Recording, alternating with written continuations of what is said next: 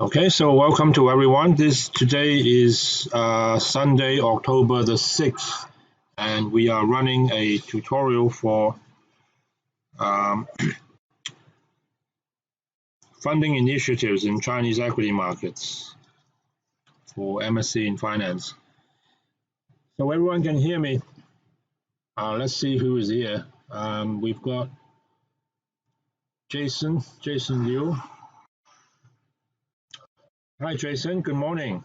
How are you? Yeah. I already ran another tutorial. I started at 8:45 because yesterday we canceled two tutorials. Who else is here? Fang Xiangfang. Is it Fang Li or Fang Li? Okay. Good morning.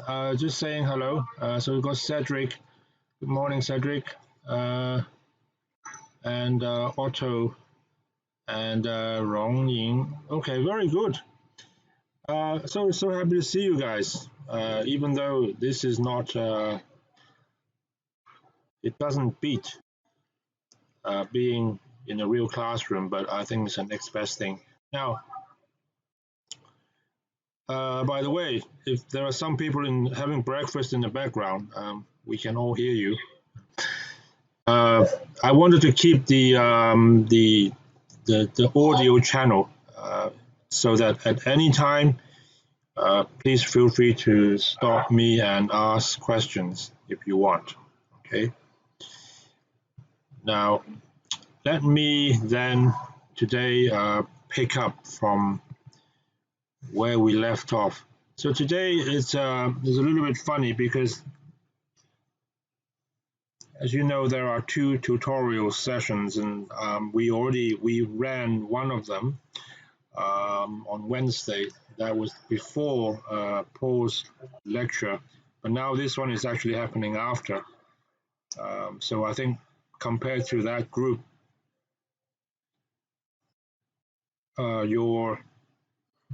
you have since had more exposure or more coverage on the material. But anyway, let me get started. And I want to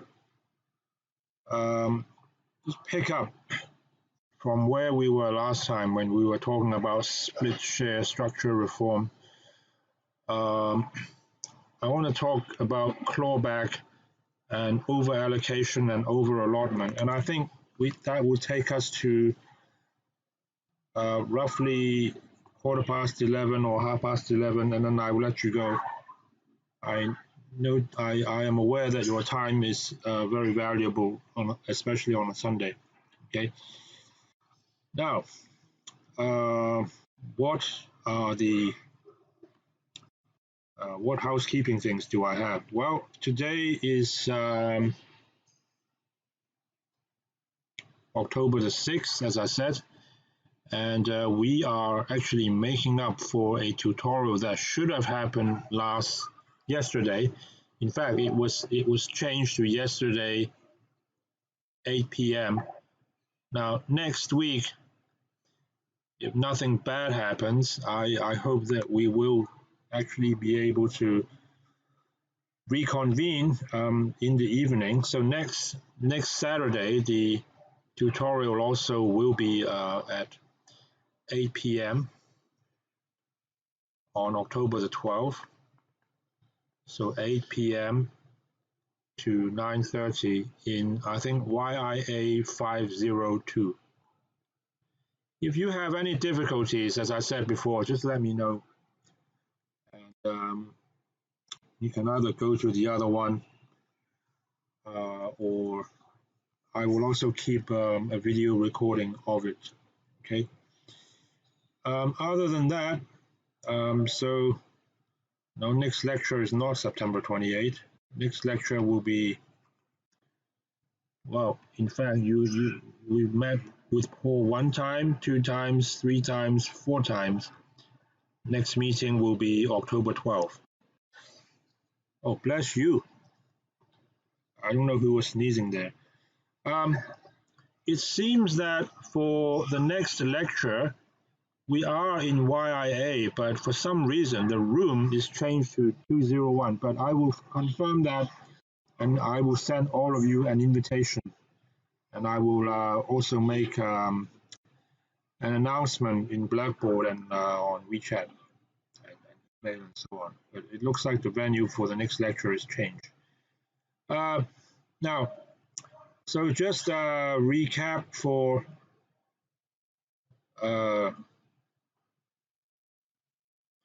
last time. So I want to thank you all for handing in your assignment on time. In fact, let me take one step back. I want to thank you all for coming in yesterday.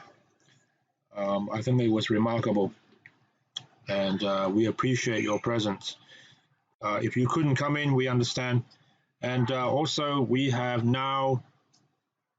received all your assignments. I counted, so they're all there. Now, so last time we were talking about the split share structure reform, and so we pretty much got that done. And I think the key for that is I wanted to kind of explain why, when some of the originally non-tradable A shares were redesignated or redefined as tradable, why was it that investors or the existing shareholders thought that they needed to be compensated? So that's where we left off.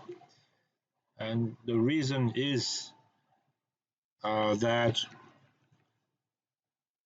because they thought there will be more supply to the market, which originally was not going to be there. And today,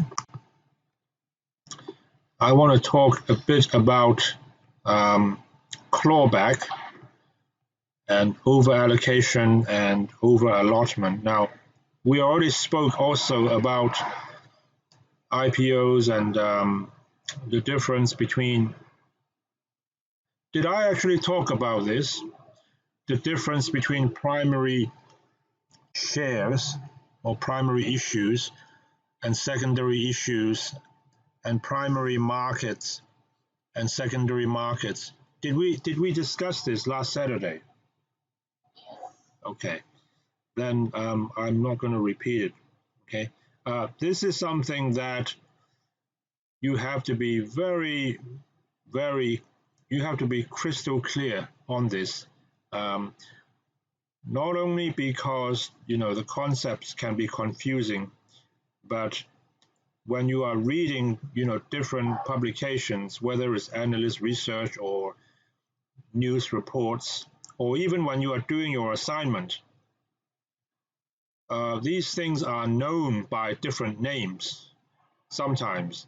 So unless in your mind, before you even put labels on these things, on these concepts, you are totally comfortable with the concepts themselves, only when you get to that stage will you be able to figure out what the writer is actually referring to. Okay? And I think there was someone asked a question 25 in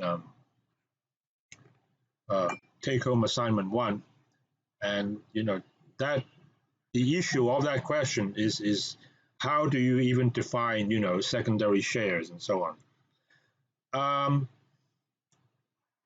Now, what I want to say is, so just looking at the IPO process, there are a few things that you need to be aware of. And the first thing I want to talk about is just the general topic of clawback, which is related to oversubscription. And okay, first of all, what is clawback? Now, this term is used to describe a set of rules made by the Hong Kong Exchange to ensure that retail investors will actually be given an opportunity to participate in an IPO, even though the amount of money they bring to the deal is a lot less. Nevertheless, you are talking a lot more people, so more people and less capital. But the spirit is, apart from the institutional and the cornerstone investors, IPO should have, as many uh, investors to participate as, in terms of bodies. How many bodies? How many physical? The number of investors, should be big, um, especially when an IPO is actually in demand. Uh, and what do we mean by in demand? When a lot of people have subscribed to it. So you can go, when next time there is an IPO that you like, you can go into any bank or any brokerage, and you can say, okay, I want to buy 1,000 shares, and then you fill in a form, and let's say if the indicative IPO price was between $10 to $12, and you say that you want to buy 1,000 shares, they actually will take 1,000 times $12 from your bank account. They take that money away, and they put it in some kind of secure deposit uh, account. Now that account, Paul actually mentioned yesterday, you may not be aware of, that account is actually in the name of the issuer, and they are free to do what they want. Well, that's not exactly true, but they are free to put that money in a deposit and to earn some interest on it. Even for a short time, they can earn quite a bit of money. So that's the first thing to think about. And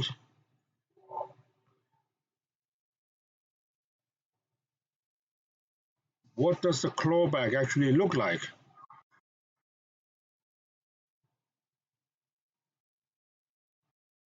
Uh, Hold on a second. I think someone has just joined, and with quite a they turn up the volume. That's why we're getting an echo here. Okay. Now, um, before we actually get on to talking about clawback, I want to just draw your attention to something else, and that is what we call the tranche naming convention. I'm going to ask you the difference between retail tranche and institutional tranche. Now, I'm talking about an IPO. When there is an IPO, and normally they are selling stocks to retail investors and institutional. So you have a retail tranche and institutional tranche. Um, Local tranche versus international tranche, or sometimes they call it the Hong Kong tranche versus international tranche. Um, Hong Kong public tranche versus global tranche, and placing tranche versus public subscription tranche. Now, I put all of these together on one page just to highlight the fact that, and this is one of the things that's quite annoying in finance sometimes, it's frustrating. All of these, ladies and gentlemen, they mean the same thing, more or less. Well, look, when there is an IPO, you either sell to retail or you sell to institutional. We all know that. So sometimes retail is referred to as local, and institutional is referred to as international, even though that institution may actually be a local one. Uh, and But it can be sold to international. I guess that's the point. It's sometimes called a global tranche or public subscription tranche. Um, don't worry too much about these labels. Worry about the concepts behind the labels. I know I've said this 100 times. Do you know what I'm saying here?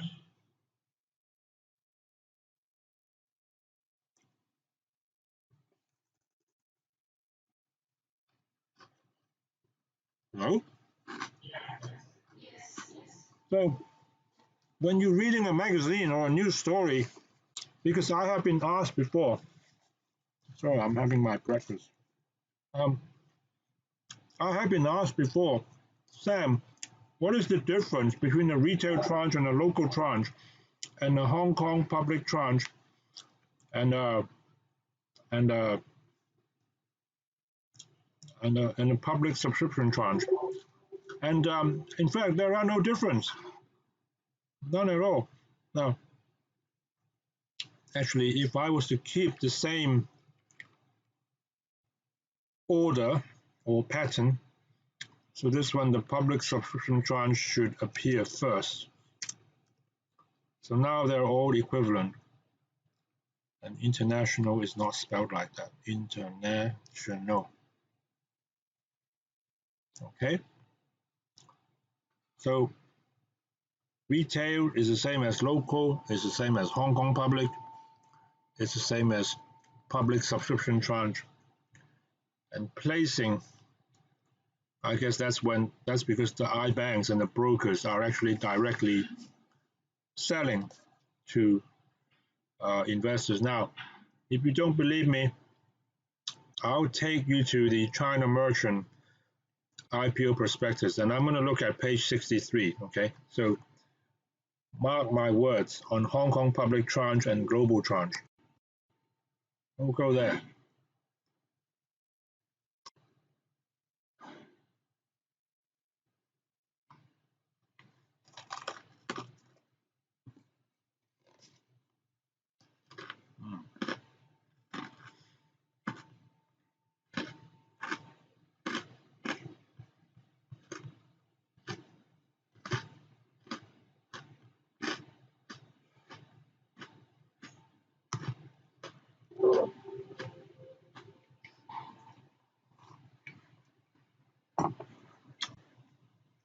Sorry, what I actually want to do is go to the prospectus, um,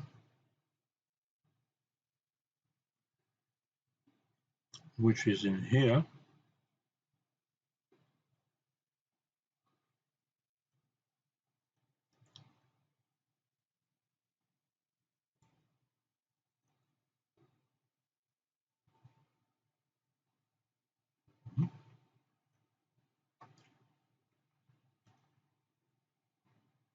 Oh, here we are. Uh, Now, this is the China Merchant Securities IPO, and I am going.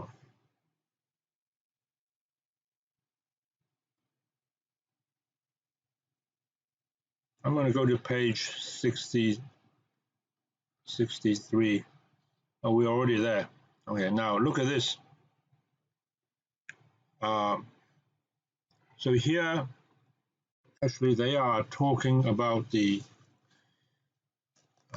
retail tranche and the institutional tranche, but they are calling it the Hong Kong public offering.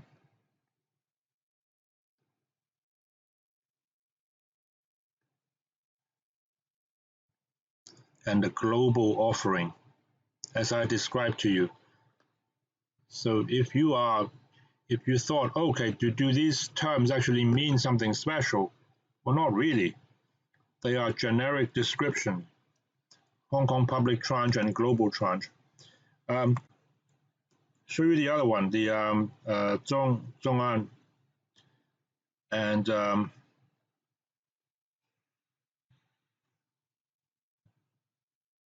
so for that one, again, if you look at the waiver that they were applying for, by the way, waiver spelled like this, not this one. This is what you have with tea and coffee in the afternoon. So here they call it the placing tranche and the public subscription tranche. But these terms actually are interchangeable. Now, first of all, let me just define for you what are the clawback requirements. And they look like this. So initially, when you have an IPO and let's say you are planning to sell 1 billion shares, then you would allocate 10% at the start. So let's say 3 weeks before the IPO is due to take place and you've issued your prospectus, then 100 million shares I'm talking about. Okay, so total is 1 billion shares. So 100 million will be allocated to the retail. And the other 900 million to, you call it what you want, okay? I will call it institutional. Institutional. But then over time, when more and more orders are coming in, so let's say you have allocated 100 million shares, but the total number of retail investors, when they put in the order, like how I described to you, they wanted to buy, let's say,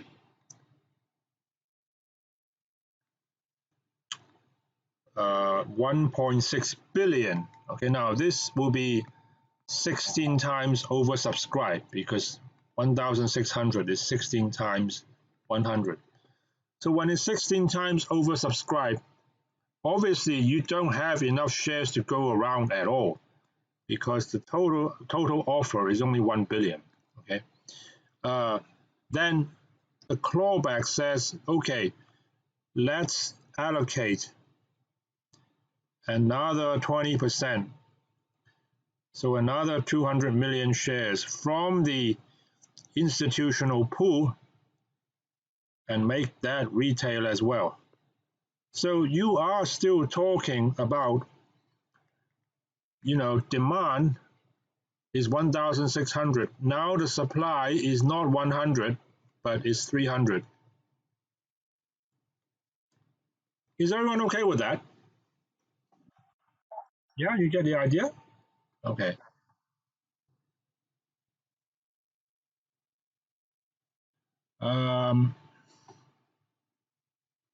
Okay, thank you.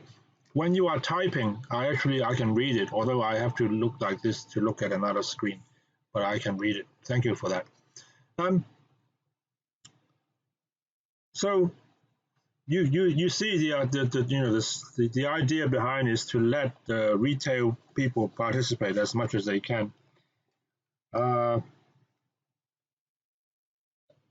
think there is two points on this. Okay, point number one, there is I think there is this concept called reverse clawback, which doesn't happen very often. And that is when the retail demand is so poor that the demand is actually not even 10%. And then part of the retail that they cannot sell will actually be placed to the institutional investors. I think there is that term. Somebody was asking me, what is a reverse clawback? Obviously, is the opposite direction of a proper clawback. That's the first thing. Okay. Now the other thing I want to clarify is that so you all know about the green shoe, right? So if a company was offering 1 billion shares, never mind whether these are new or old, okay, that is not my focus here. So they're offering 1 billion new shares, there will be normally a 15% or 150 million shares of over allocation. That over allocation typically all goes to the institutional. Now, I will actually come back to that point, but I want to mention it here, in case I forget, because people frequently ask me, who buys that over allocated amount? Okay, but I will come back to that point. Now, I want to talk about the clawback, not just the clawback itself. You're probably thinking, oh, okay, isn't that interesting? I just take a mental picture of this table and I'm done. No, it actually gets more interesting than that, because remember, these are the requirements.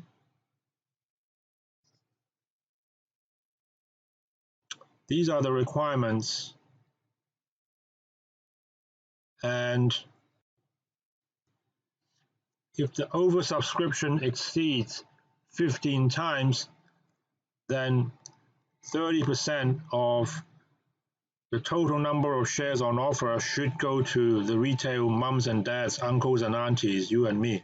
Now, I'm going to show you in the case of China Merchant. That was the document I just opened. It's the other one.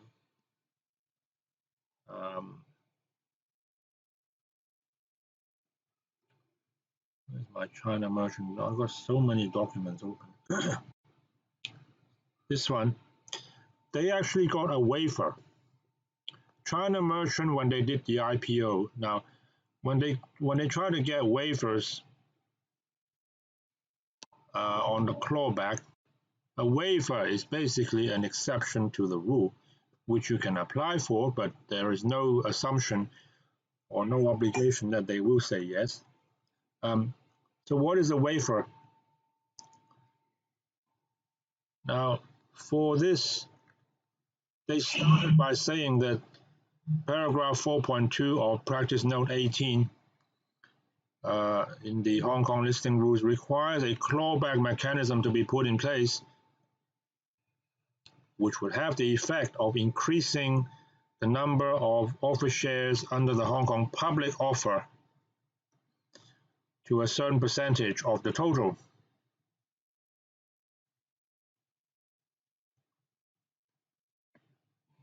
If certain prescribed total demand levels are reached, or if there is, oversubscription. Now, in fact, I can show you the Hong Kong Practice Note 18. You can download that. This is online. This is just, when you look at this table I just showed you, this table is a summary of what you're seeing here. You see, initial allocation 10%, and it should increase from 10 to 30 when the total demand is higher than 15, but less than 50. And it should increase further to 40% if the total demand is higher than 50, but less than 100.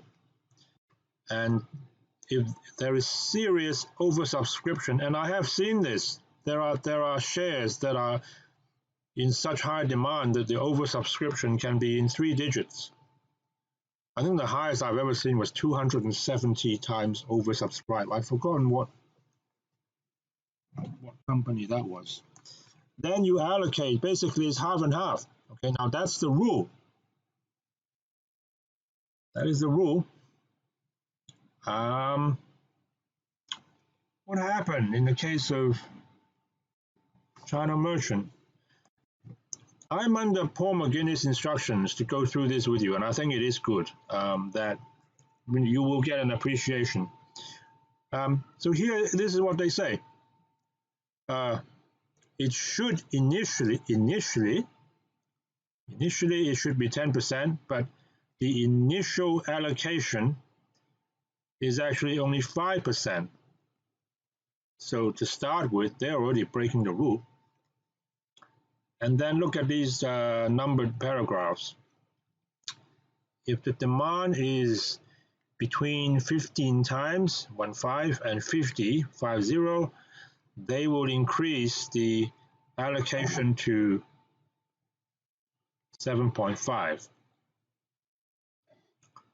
And if the demand is between 50 and 100, they would increase the allocation to 10%. Now, I've written here at the margin, initially should be 10, it should be 30, then 40, and finally 50, shouldn't it? According to the table and according to the practice note. But they didn't do that. And so what that means is, okay, you can apply for it, and then the Hong Kong Exchange will take a look to see whether they want to give you that exemption or waiver. And I think one thing that they look at is just how much shares are in circulation, or I guess in reality, how big is the IPO? If the IPO is already very small and you are doing this, then they will say, well, look, this stock is not really going to trade because you already have a very small, it's a very small capital raising exercise, and then you are putting, further downward constraint like this. So that's the kind of stuff they would consider. Now, so in this case, they got the waiver, they got it, and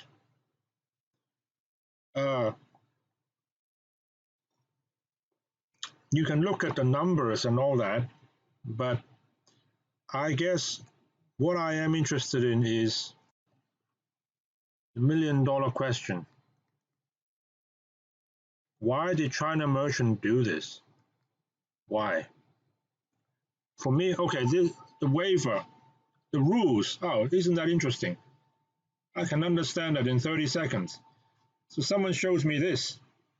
Okay, I get it. Yeah, they apply for a waiver, they got it. Yeah, but why did they do it? What for? Why do you think? Would someone like to just make a guess as to why they did that? And even though we are using this platform, it doesn't stop me giving you participation points. Someone wants to make it, you can just yell out because I can hear you.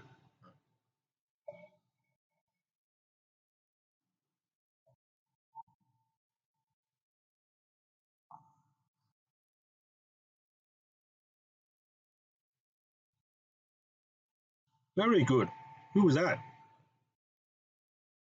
Jason Liu. Wonderful. Okay. I'm going to write that down. I want to make sure I give you some points.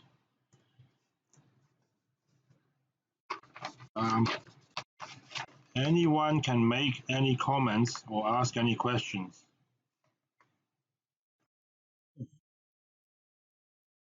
Sure. Is this Willing? Good morning. I have a question first. How are you? No, I have a question. How are you? Kidding you. What are your questions?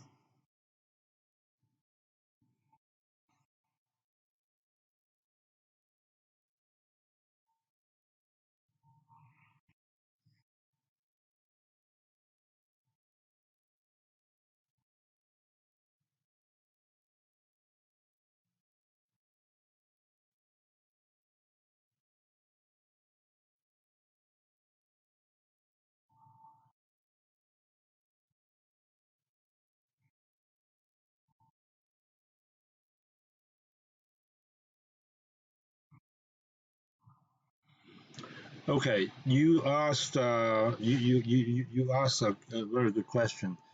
Actually, there are several points that can be made on this. Uh, Hold on. the first thing to say is I think it would be helpful if we actually draw some kind of a timeline. So let's say you have an IPO, the actual IPO launch date, LAUNCH. So this is when the stock will actually start trading in the market. Now, as you know, the subscription normally ends, and please correct me if I'm wrong. I do not always remember all the details, but the subscription ends, I think, 7 days before, something like that, either 7 calendar days or 7 trading days. But then long before, you know, there is the marketing period. Yeah. So marketing period, and this can last for a long time. The first point to make is that during your marketing period, if you are an iBanker or if you are a brokerage marketing to retail clients, what do you market with? You market with this.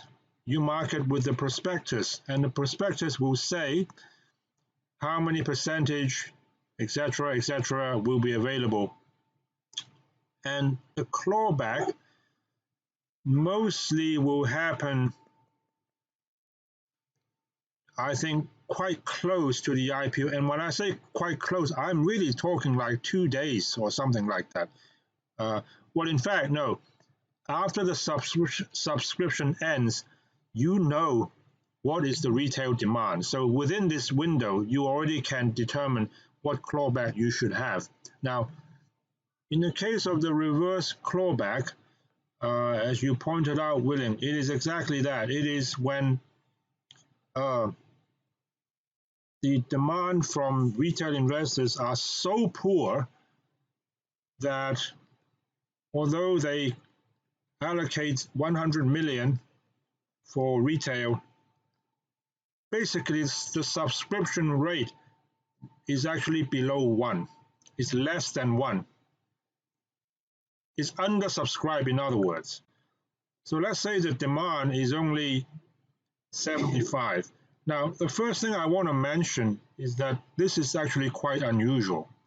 This is very rare. It practically, if this is the case, I think either there's something wrong with the company, or they priced it too high, which is another way of saying there's something wrong with the company. It's overpriced. It's incorrectly valued. In which case, even institutional investors, can have concerns. Now, so the reverse clawback is part of it, that they cannot sell to the retail will be placed with institutional investors. And you have to remember that there's always the underwriter also. So the worst case scenario, well, this is the second worst case. I'll tell you what the worst case is in a moment.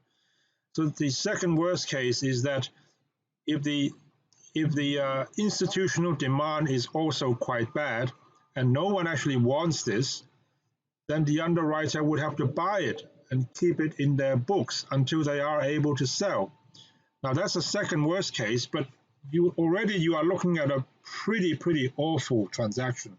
The worst case, what's the worst case? Worst case, you just cancel it. Didn't that happen recently? What was that company called? Which one?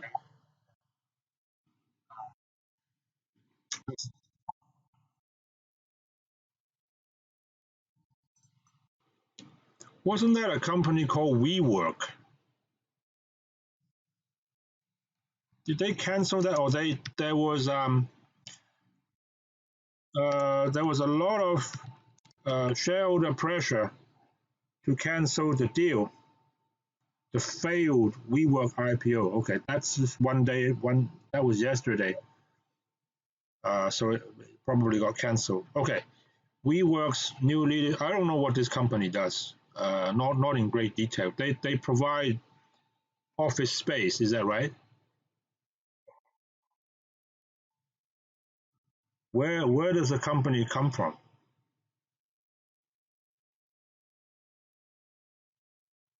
Okay. Last time I was in Korea and I saw some WeWork offices and thought, oh, this is interesting. Well, what's WeWork?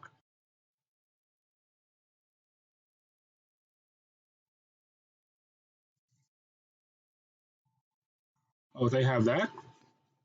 Maybe one day we have a tutorial there. Sorry, who was talking just now?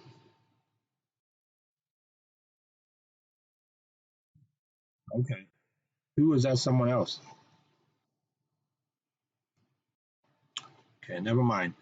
Uh, what was I saying? Yeah. So have I answered your question, William? You had two questions. I hope I answered the first one.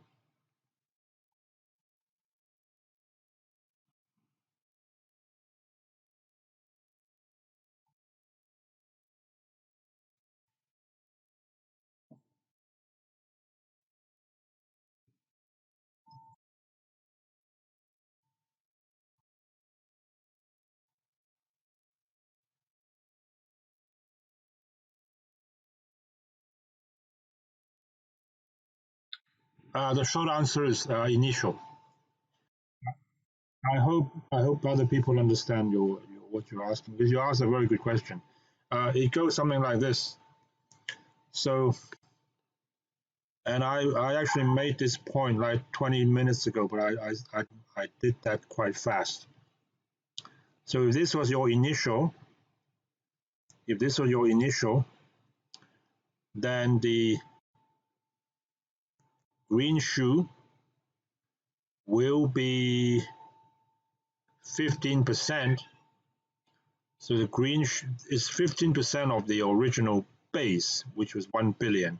So this is the over allocation,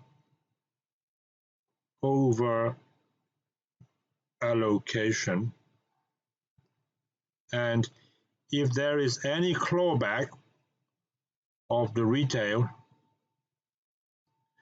if the clawback is increased to 30%, you are talking 300 million, 400 million, 500 million, and so on. So it is based on that original 1 billion figure. This one. You with me? Yeah, is that okay? Yeah. Uh, right. So I was talking about China merchant. So let me take a look at that story now. So here is the actual report from the South China Morning Post shortly after the IPO. So this was about 3 years ago. In fact, almost exactly. So September 26, 2016, when most of you are still in college. Uh, I want to try and explain why.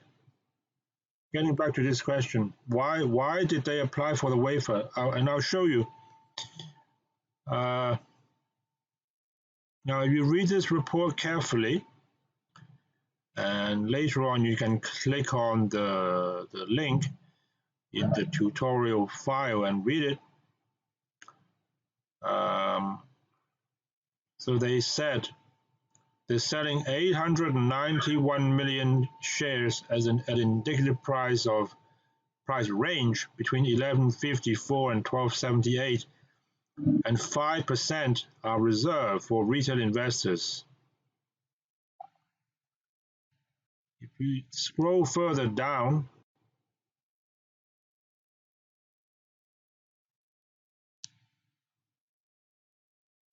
the pricing is quite cheap compared to its peers, according to one guy.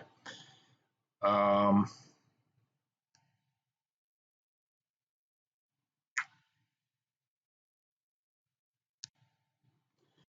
I want to look for the word cornerstone.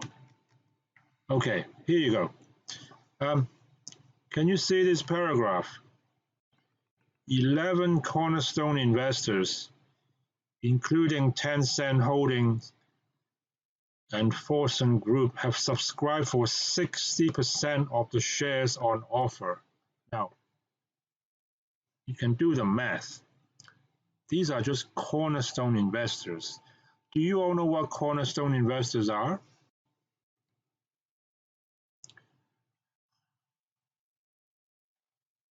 What are they? What are cornerstone investors?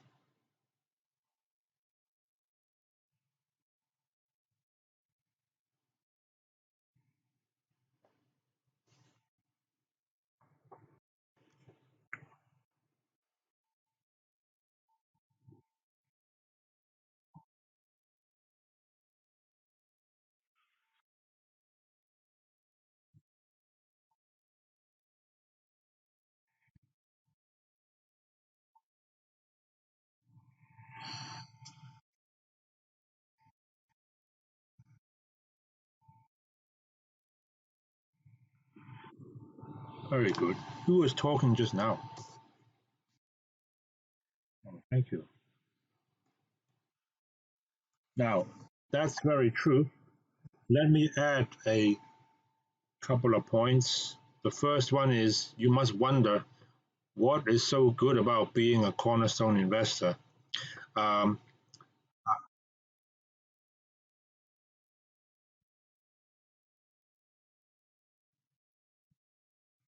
yeah,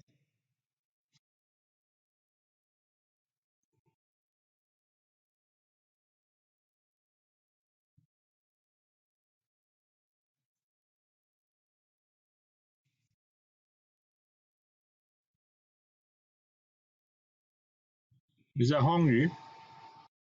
Okay, good morning. Good to see you. Well, I can't actually see you, but it's good to have you.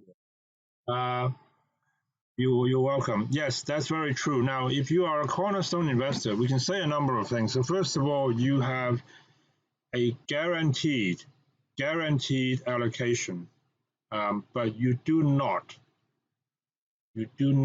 get a discount. Everyone gets the same price. I like that. It's very fair. Doesn't matter you are auntie or uncle or whether you are George Soros, Warren Buffett, you get the same price. But you have a guaranteed allocation, and uh, but your obligation is that you are not allowed to sell. I think for 6 months. It's called a lockup period. So you have some privilege, but you also have obligations. Of course, if someone gives you a really hot idea, it's priced at 10, and you have some special insight, and you just know, in quotes, that it's going to go to 15. Why wouldn't you spend $200 million and make it $300 million? Okay. Um, so sometimes a cornerstone investor does have the effect of, shall we say, enhancing a deal. Now, I want to make one very important point here. Cornerstone investors is a feature or tradition of the Hong Kong market. You don't find that in the US market. Okay, I don't mean I don't mean that if you do an IPO in the US, you cannot get some, big shots like Warren Buffett or Bill Gates or Ma Yun or whoever to buy. Yes, you can, but they don't have this mechanism or this kind of, I don't know if culture is the right word, or this practice of uh, finding some key I mean, what does cornerstone mean? It means if you look around the room that you're in now, at the corner there will be some stones trying to hold the building together. That's a cornerstone. So uh, this is a fairly unique feature of the Hong Kong market. Now, I think there was a time when cornerstone investors were not really such an important element in an IPO. In the past, it was not always but so important. But you look at this deal with China Merchant, and it says here there are 11 cornerstone investors who already bought up 60%. Now, don't forget, so here are the shares you are offering, and 60% is already taken up by just 11 guys, 11 investors. The other 40%, hey, you have to split that between institutional and retail. So strictly speaking, you could argue that you end up having like 3 tranches if you want. Although this one is kind of hard to say whether these guys are, I guess they are institutional and cornerstone if you want. But these will be other big investors like, Fidelity or Templeton or Vanguard or Ping An and so on. Okay, so they have to get some. So my first reaction is, well, if the cornerstone people already took up 60%, then this is not going to work because you don't have 50% to go around, even if you give everything remaining to the retail people, which you can't. That, ladies and gentlemen, was why the initial allocation to retail was quite thin at 5%. And it will only go up to, what was it, 10% maximum, is that right? Oh, 20%. 20%. So the maximum would be basically they split the allocation between the institutional. So it is like within this 40%, there will be a maximum half and half split if you want. Is everyone okay with that? Yeah. Sure. Yeah. Yeah. Yes, I can.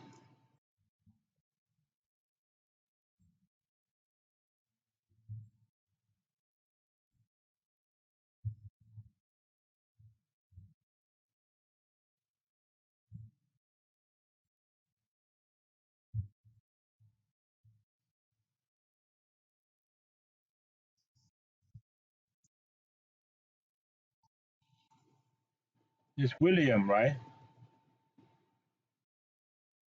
Okay, it's really good, this platform. I can see who is talking. It's fantastic. Um, you asked a very good question. Now the reasons can be complicated, but let me offer uh, two points of view to you, which will help to answer your question. Why do they still keep the uh, cornerstone investors, or what actually is their function, or what are the purposes? For example, uh, number one, it could be that this deal is very hot, and this company had promised, or you could even say over-promised, a lot of large investors out there. Hey, okay, I'm going to give you a piece. I'm going to give you some allocation. Guarantee you make money. Guarantee is a very strong word. So you keep doing that, and end up you allocated too much. Now that's one possibility. The other possibility is that the other possibility would be the opposite. Okay, you are worried that a deal is not going to go well. So therefore, even right at the beginning, I mean, don't forget this prospectus and all the parameters that are printed here and all the waivers, you have to ask for these in advance, like, 2-3 months before the IPO. You have no idea how it's going to go. So if you are worried about if you are the issuer and you are concerned that it may not go well, then if you have a large number of cornerstone investors backing you up, it will help to some degree. At least it will help you get the deal done. It may not be the best execution, but it will help you get the deal done. Are you with me? If you look at this news report in 2016, so this was the third largest IPO that year.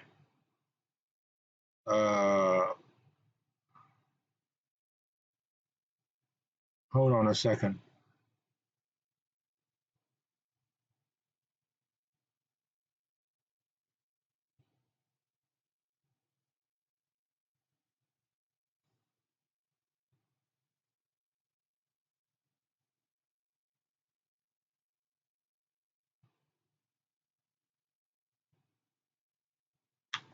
Look at this paragraph here.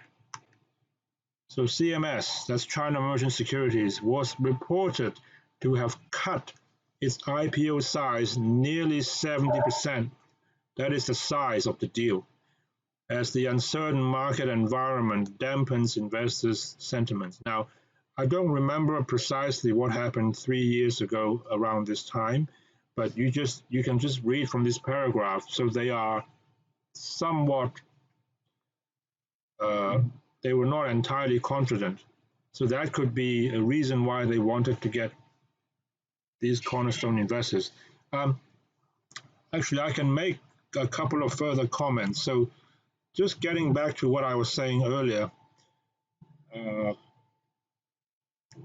regarding cornerstone investors. So it is a special feature of the Hong Kong market, and I think it is good to have some cornerstone investors if you can attract people like Ray Dalio or Warren Buffett or George Soros or even Ma Yuan and this other Ma is from Tencent. If you can attract people like that, and if they take up just a smaller portion of your IPO, I think that is very good. But when you have too many, I think in practice it's going to end up doing harm.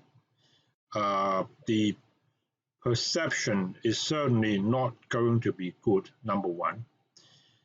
And then it means also there is less work for the iBankers to do.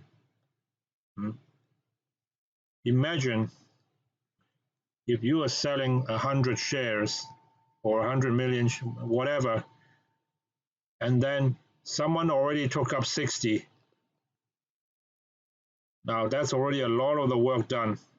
So there's only 40 left.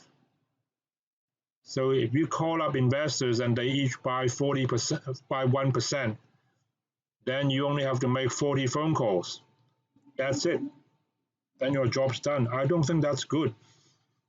I don't think that is good for liquidity. I think it is good when a stock is owned by as many people as possible. Never mind how much. Just the more investors there are, then you have a very diverse opinion on the valuation. If a company was just owned by 10 to 12 investors, you will never it will never really trade actively. I think that's the problem with a lot of cornerstone investors. I actually remember an example. Is everyone still there? Okay, that's good. I want to show you an example. What's that company called? Postal Savings Bank of, not Bank of China, Postal Savings Bank of China, PSBC. Now, I don't know if you ever heard of that IPO deal. They raised $7.4 billion. When you see a news report like this, a headline like this, $7.4 billion, and it does not specify the currency, you can pretty much assume it is 7.4 billion US dollars. Even though the IPO may be in Hong Kong dollars because they are reporting to international investors. So somebody in New York wouldn't know about Hong Kong dollars. So that's a lot of money. Okay, now this deal happened, oh, almost exactly the same time. Can you see? September 2016. Now, I'm going to scroll down and I'm going to show you. Look at this. This is one of the most extreme cases I've ever seen. A group of 6 cornerstone investors agreed to purchase 5.7 billion or 77% of the shares on offer, offsetting tepid. Tepid means not so hot, okay? Like room temperature, that's tepid, not hot. Tepid demand from global fund managers and local retail investors. Now, that's not good, okay? Oh, there was another one. Okay, I was just reading this paragraph now. The cornerstone tranche came in slightly below the record set by China Development Bank Financial Leasing Company Limited in July. So I don't know what is the percentage of cornerstone people there. I guess it'll be even higher. I didn't know about this deal. So I think cornerstone investors, it is good, but there is a harmful side to it. That's my feeling. Have I answered your question, William? You're welcome. Okay, now if we look at the other deal, the Zhong'an deal, you're going to see something similar, and I'm going to show you. So here,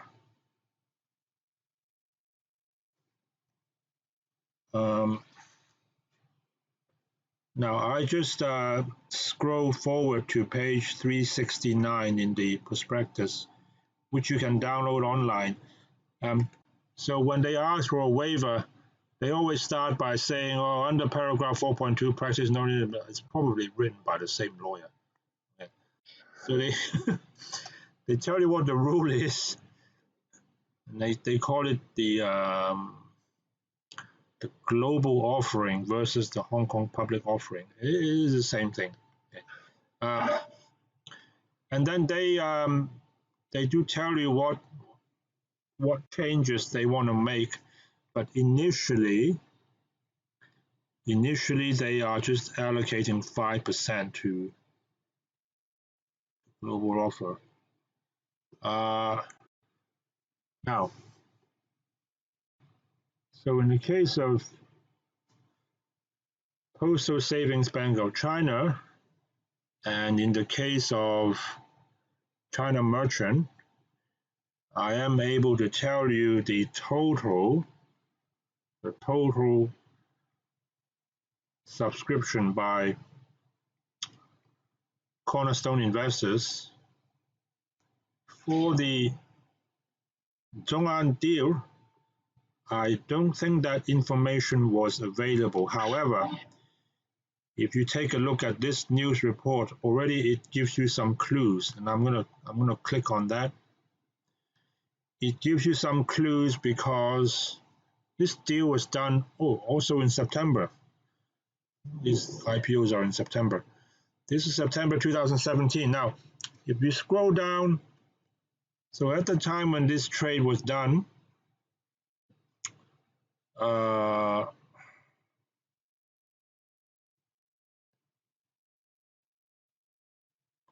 this was the first electronic or fintech or insurtech like company to have launched an IPO.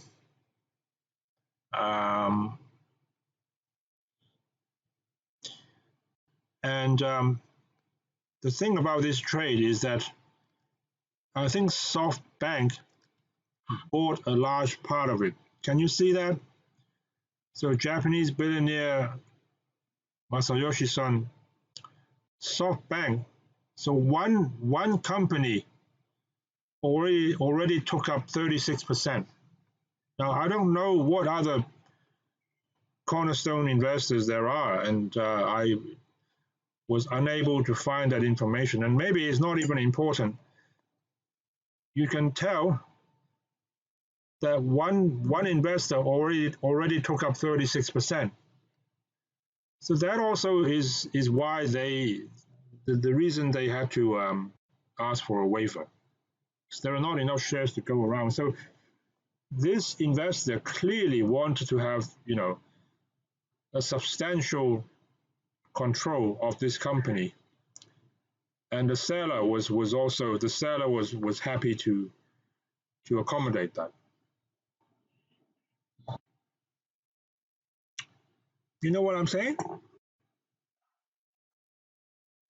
Okay, now I want to talk about one more thing, and then after that I might let you go. I do realize it is Sunday, and that is the difference between over allocation and over allotment. Now, it goes something like, don't look at the slides, okay? If you look at again, I had a timeline up here. I'll draw another one. So the timeline is, this is the IPO, the actual IPO launch date.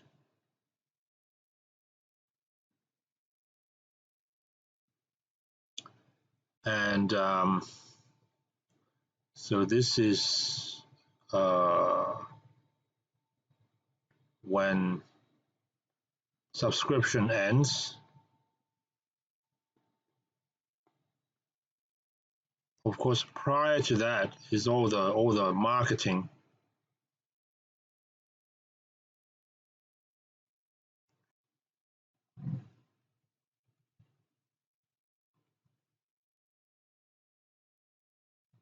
Hello?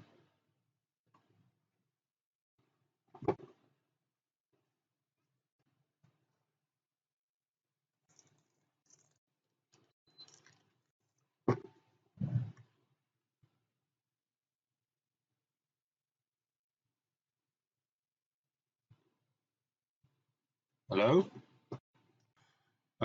What I want to say, and I'm now doing a second recording. What I was saying just now was that if you were to draw a timeline of the events leading up to an IPO,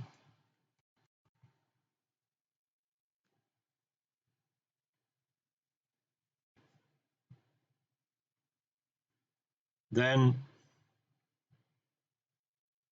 what normally happens is, there is the IPO, the actual launch date, and then I think 7 days before that is when all the orders are taken in. But there's like a 3-week marketing period. So let's use just 1 billion shares as the standard number. So 1 billion shares initial, first of all, and then initially 10% to retail,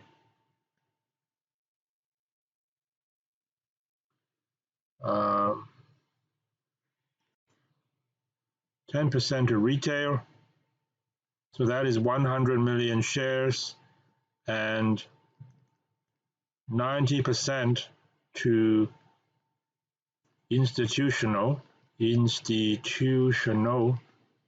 so that is 900. Now I now want to introduce an additional element, which is what's called over-allocation. Over-allocation. And I think 10 times out of 10, that over-allocation is set at 15%, which would be 115 million shares. Now, these over-allocation shares are normally also placed into institutional accounts. Someone asked me that last time, and I didn't make that very clear in the previous tutorial, which I will later. So, if things as they stand, the institutional is going to get 900 plus 150. If there is no clawback, that's what will happen. And retail gets 100, so the total will be 1,150. This is known as over-allocation, which is something that you do at the beginning or during the marketing period.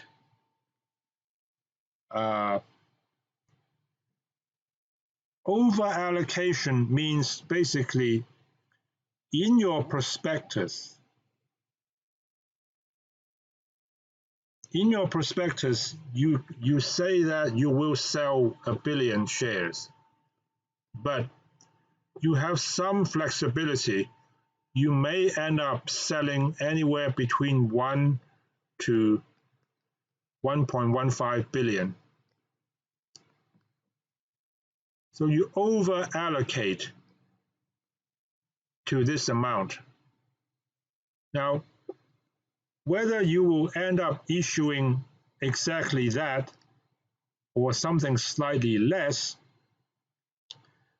would depend on what happens during the so-called stabilization period, which I think is around 3 weeks after IPO.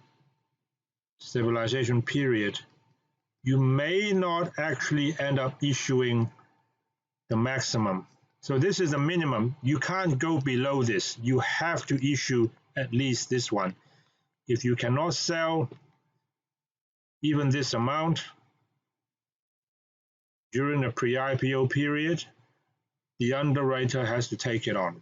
Okay, but so this is the minimum, and this is the maximum that you will end up selling. But it could be a number which is somewhere in between. So the over allocation is at the beginning when you purposely sells 15% more. And then later on, during the so-called stabilization period, you may actually buy some of it back. Now, if you do not buy any of it back, you meaning you are the iBank or you are the global coordinator. If you don't buy any back from the market, you will end up issuing this, and that is known as over allotment. So these are different events. This happens before an IPO or at the IPO. I mean, literally, we are talking like 24, 48 hours before an IPO launch date, but this one happens after. Students are frequently confused between which one is which one. I'll tell you, you don't have to learn this way, but the way I try to remember is, so when you look at the word over allocation, it's OVERALLO, and then there's a C. But over allotment is OVERALLOT. Now C comes before T, doesn't it? ABC. So over allocation happens before over allotment. Yes. Yep. Please share.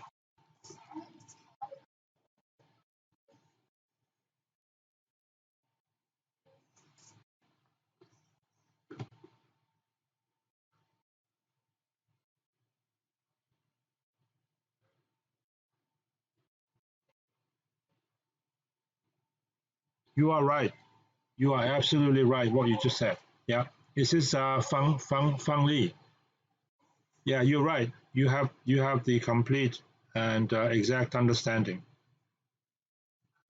Yeah. Okay. Um, so I guess yes,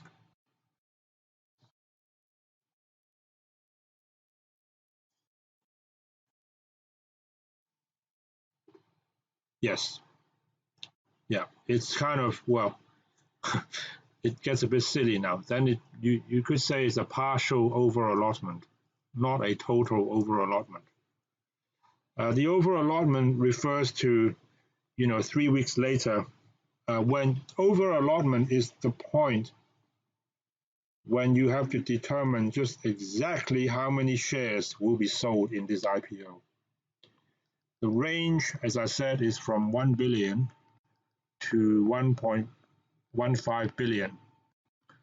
So any number between these two are possible, but it has to be, this is the ceiling, this is the floor.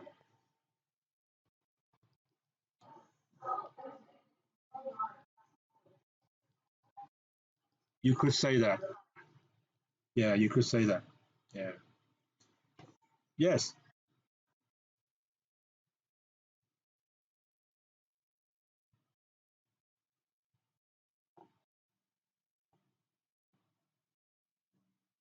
Hmm. Okay. The prospectus, the prospectus is that huge, boring, fat 700-page document that we have been showing you. So just now there was, okay, this is the one for Zhong'an, I think. Okay, so this one is a 607 pages. Um, the initial over, hold on, over allocation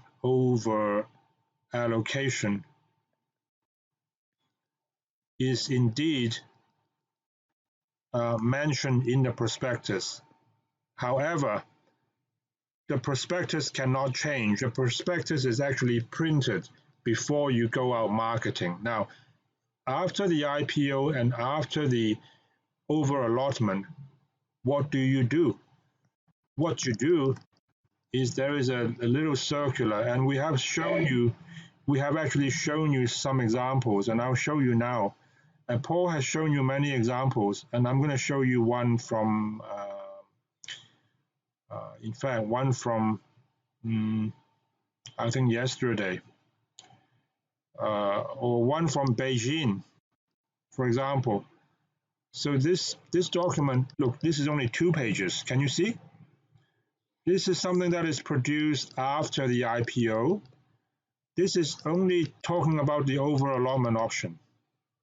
This is telling you exactly, we have done this and this and this. So we were planning to sell, 1150, and were we successful or not? And exactly how many did we share? This is the document. It's only 2 pages. Is that okay?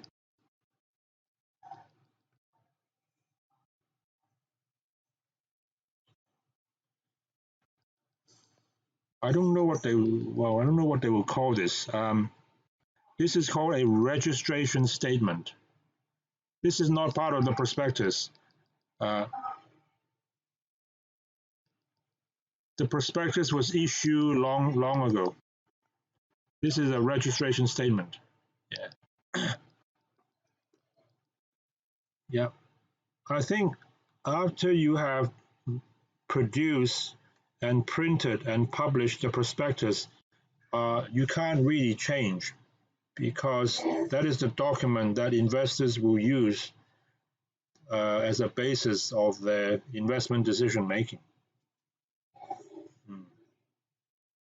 Is everyone okay? Can you still hear me? That's good. Well, I'm glad this went reasonably well. Sorry about that interruption. Like I said, the platform was forcing me to. Yeah. Yes, yes, sure.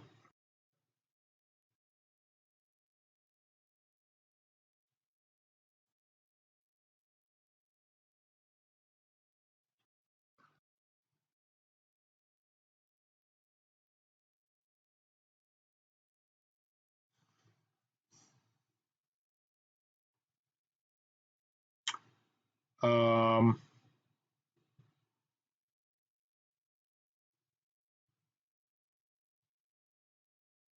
I think it's hard to answer the question for sure. Um, my first of all, to give you a more comprehensive answer, your question is do I think companies have a preference who is buying their shares? If you were to change your question slightly and ask, do companies have a preference who is buying their shares? The answer definitely is yes. Um, However, it may not be purely a division between retail and institutional. And what I mean by that is uh, uh, companies care, and they care a lot about, for example, um, who, and I really mean who are the identities. Sometimes these are individuals, sometimes these are big fund managers. Um, they care about the diversity. Um, so you can have hedge funds, you can have mutual funds, you can have uh, semi-government or sovereign funds and so on. So types of investors, they care about the geographical also. Where are the investors coming from? And I think generally the more diverse, the better.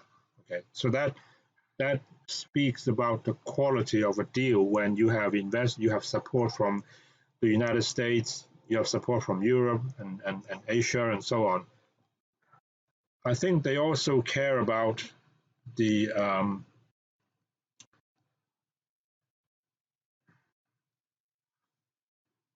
what I would call the granularity.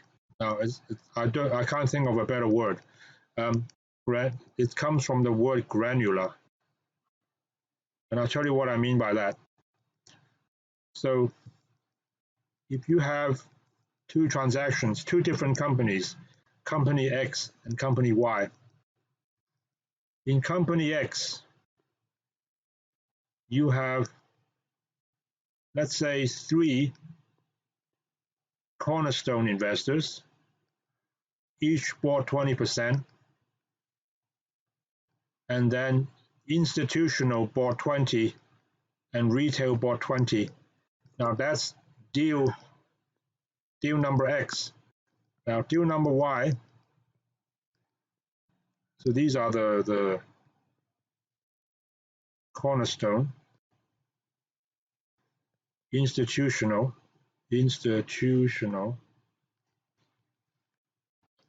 and retail. Now maybe within institutional there are only 5 mutual funds. Let's just say 5.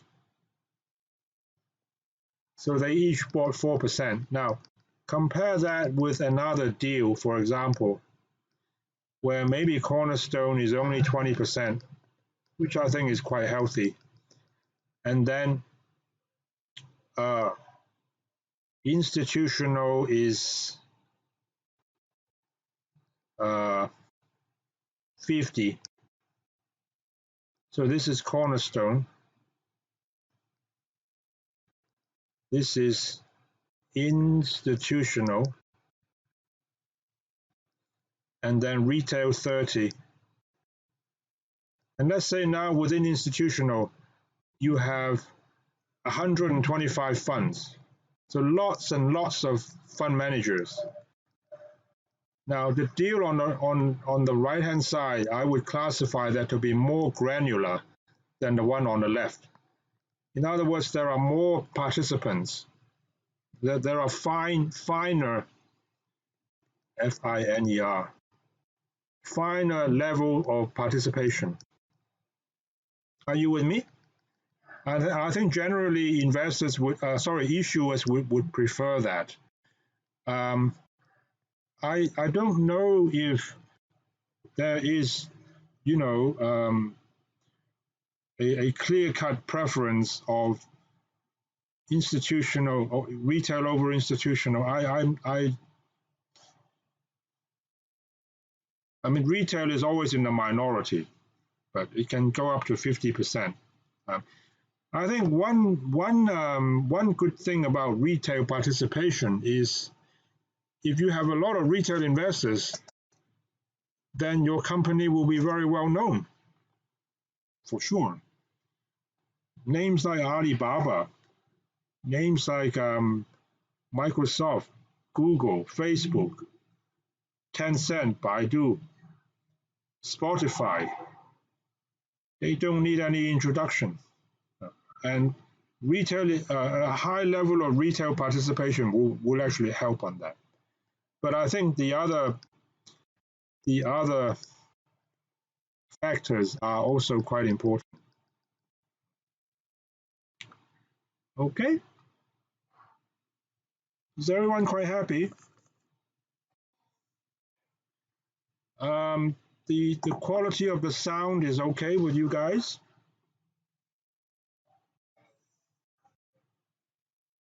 Would you like to do this again?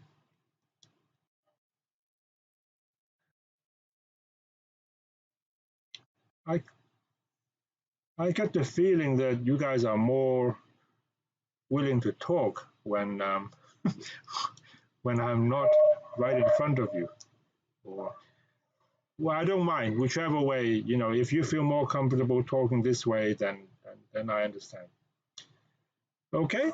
What else I want to say to you? Yeah. So the next time we meet will be in the lecture room next Saturday, and then the next tutorial should be October 12th. And I want to talk more next time about stock split and bonus shares and scrip dividends and so on. Those are very interesting topics. So we'll do that next time. And if possible, we'll go through some of the exercises. Normally, I take Paul's instructions and what he feels is important. There are some things we have provided answers to you anyway. Okay. Don't hesitate to let me know if you have any questions or when you look at the solutions and some of them you can't understand, you can't figure it out, let me know. Okay. I have taken enough of your time and I wish you a very good Sunday, and I want to thank you for your participation. And I will put this online. I'll put this online and you can review it later on. All right. All right.